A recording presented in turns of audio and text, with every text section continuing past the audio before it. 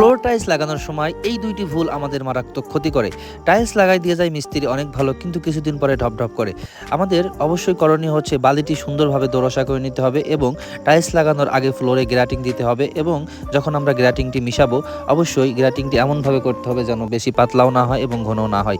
তারপর আমরা ভালোভাবে যখন বালির উপর গ্রাটিংটা দেবো, সুন্দরভাবে বালিটা যেন আগাগোড়া রসে যায় সেই দিকে খেয়াল রাখতে হবে।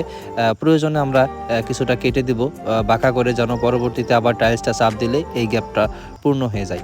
তো এইভাবে যদি আমাদের টাইলসগুলো ফিটিংস করা হয়, তাহলে আশা করি এই টাইলসগুলো কখনোই পরবর্তীতে ঢপঢপ করবে না, বা 100 বছর পরও টাইলসটি ছেড়ে দেওয়ার কোনো সম্ভাবনা থাকবে না।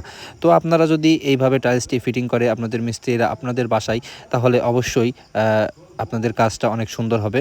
এবং ভিডিওটি ভালো লাগলে অবশ্যই শেয়ার করে অন্যদেরকে দেখার সুযোগ করে দিবেন। ভালো থাকবেন। আসসালামু আলাইকুম।